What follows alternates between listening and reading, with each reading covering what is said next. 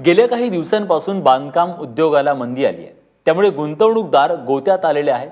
त्यामुळेच पुण्यातील प्रसिद्ध बांधकाम व्यावसायिक DS कुलकर्णी अर्थात DSKंची ही अडचण झाली आहे।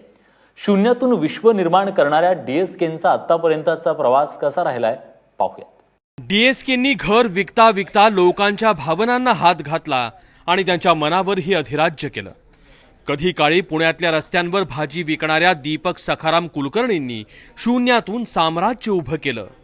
फोन पुसता पुसता हा माणूस बिल्डर म्हणून नावारूपाला आला। सुरुवातीला बांधकाम व्यवसायात जम बसवल्यानंतर त्याने ऑटोमोबाईल इंडस्ट्री, शाळा महाविद्यालय आणि हॉस्पिटॅलिटी अशा अनेक क्षेत्रात पाय रोवले। पुण्यातल्या रस्ता पेठेतून सुरू झालेला त्यांचा व्यवसाय देशातच नाही तर इंग्लंड आणि अमेरिकेतही पोहोचला। DSKंनी बांधलेली ही पहिली इमारत 1982 साली DSKंनी ही इमारत बांधून पूर्ण केली आणि या इमारतीला अश्विनी हे त्यांच्या मुलीचं नाव दिलं। 1980 साली पुण्याच्या या रास्ता पेठेमधील एका वाड्याला आग लागली। आगीनंतर वाड्याच्या मालकांनी या ठिकाणी पुनर्विकास करून इमारत उभी करायचं ठरवलं। DSKंनी ही संधी साधली, मित्रांकडून आणि ओळखीच्यांकडून पैसे जमा केले आणि या ठिकाणी ही 3 मजली इमारत उभी केली। आपने उस वक्त फ्लैट जो लिया तो DSK तो नए थे, तो आपको भरोसा हुआ कि ये नया बिल्डर है? वर्षों से नहीं है, ऐसा डाउट कुछ नहीं है। तो आपने कितने रुपए में? मैं 81,000 रुपीज में लिया। अच्छा 81,000 81। DSK विश्व उभारण्यासाठी त्यांनी पब्लिक प्रायव्हेट पार्टनरशिपचा आधार घेतला। शेअर बाजारातून पैसा उभा केला। लोकांनी लाखो रुपये गुंतवले। मध्यमवर्गीयांना त्यांच्या स्वप्नातलं घर मिळवून देणारा बिल्डर म्हणून DSKंनी स्वतःची वेगळी ओळख निर्माण केली। पण आता गुंतवणूकदारांची अडचण झाली आहे। DSKंकडे गुंतवलेले पैसे परत मिळत नसल्यानं लोक त्यांच्या कार्यालयांमध्ये चक्रा मारतायत। 2014 पासून घर बुक केलंय, मात्र अद्यापही ताबा मिळत नाहीये। म्हणजे डिसेंबरपर्यंत सगळं काही व्यवस्थित चालू होतं। प्री EMI ते भरणार होते, त्याची लायबिलिटी त्यांनी ॲक्सेप्ट पण केली होती।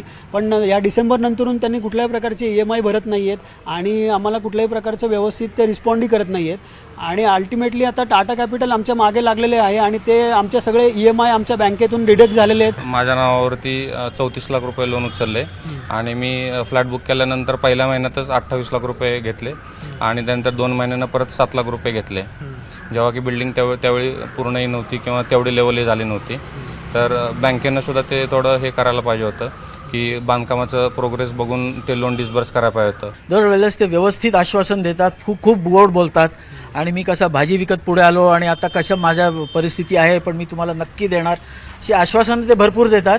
अशी आश्वासनं ऑक्टोबर नोव्हेंबरपासून आतापर्यंत त्यांनी खूप आश्वासनं दिलेली आहेत। परंतु जेव्हा आज आमच्यावरती जी लायबिलिटी आलेली आहे ती उचलायला आता आमची तेवढी ताकद नाही आहे। एक मध्यमवर्गीय आम्ही आहोत, आम्ही नोकरदार आहोत। आम्ही काही कोणाच्या चोऱ्या चकारी आजपर्यंत केल्या नाही आहेत किंवा कोर्टाची पायरी किंवा हा प्रकार आम्हाला खरंच माहीत नाही आहे। आम्ही पैसे भरायला तयार आहोत, पण आम्हाला घर आधी द्या, पोझिशन द्या, त्यानंतर आम्ही तुमचे हप्ते जे आहेत बँकेचे ते आम्ही भरायला तयार आहोत।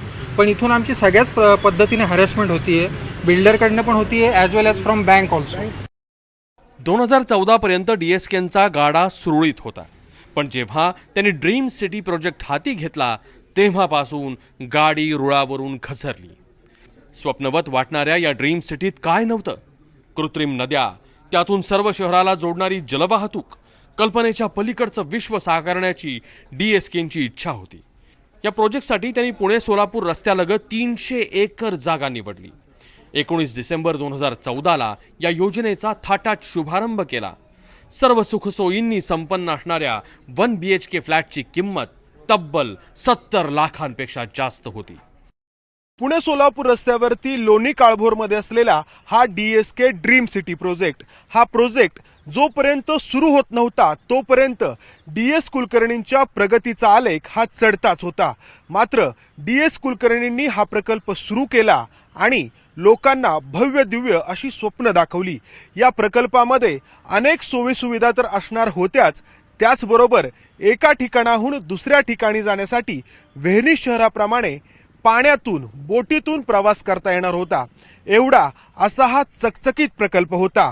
मात्र या स्वप्नाच्या पाठीमागे धावण्यासाठी DS कुलकर्णींना त्यांच्या इतर प्रकल्पांमध्ये किंवा इतर उद्योगांमध्ये जो नफा मिळाला होता तो या ठिकाणी टाकावा लागला. मात्र हा प्रकल्प काही केल्या सुरू होऊ शकला नाही आणि इथूनच DSKच्या साम्राज्याला उतरती कळा लागली.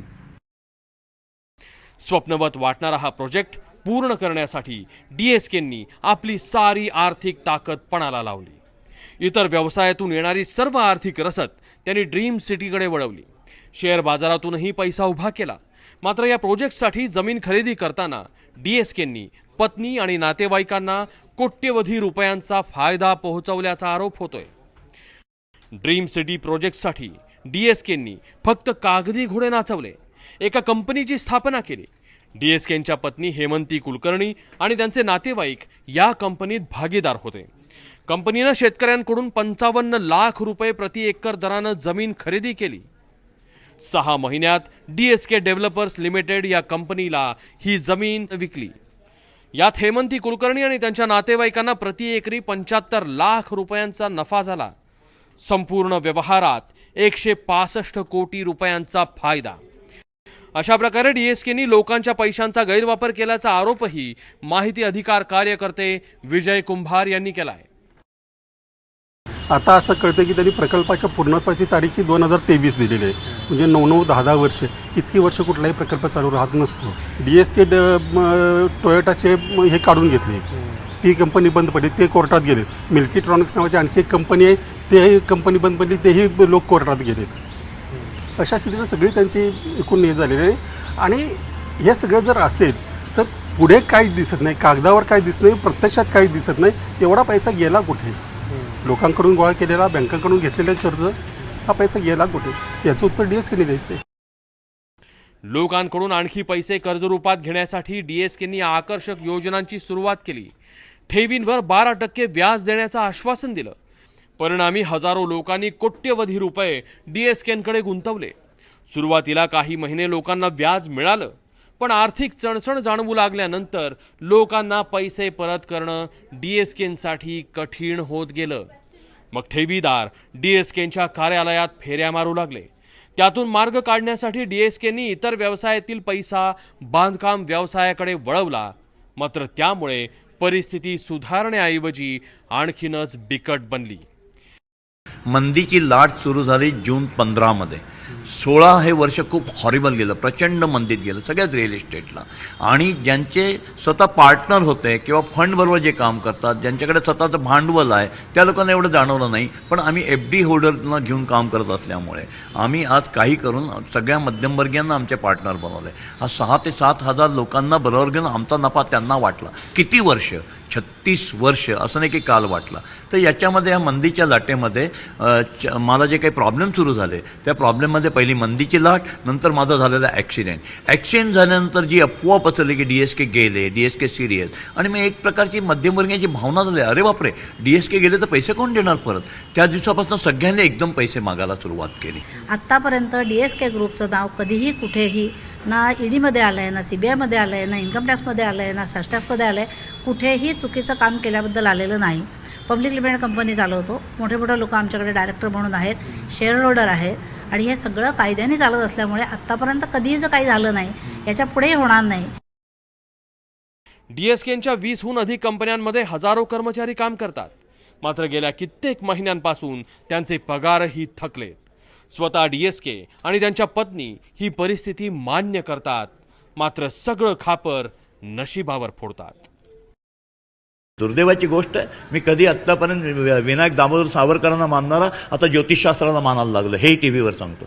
7.5 भयंकर वृश्चिक राशीचे, राहूची महादशा, हे सगळं आता सुरुवात केलं डोक्यामध्ये. हे फॅक्ट आहे. या वर्षात अशा काही भयानक अघटित घटना घडतात. त्यातला म्हणजे आता तुम्ही काही 4 कारणं सांगितली होती, नोटाबंदी, आर्थिक मंदी, त्याचबरोबर तुमचा अपघात आणि हे सगळं. आणि आता मग त्यामुळे हे एकाच वर्षात एवढं कसं? म्हणून मी असं एक म्हणतो, ग्रहांची सध्यावर जाऊ नका, नाही तर दुसरा तुमची महाचर्चा सुरू. नाही.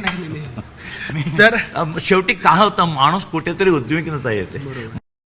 आर्थिक मंदी आणि नोटाबंदी यामुळे अनेक उद्योगांचं कंबरडं मोडलंय.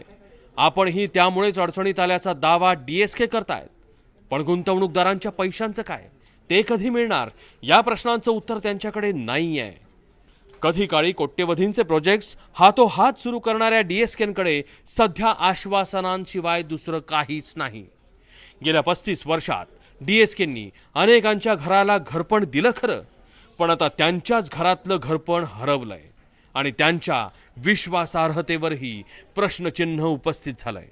मंदार गुंजारी, एबीपी माझा, पुणे.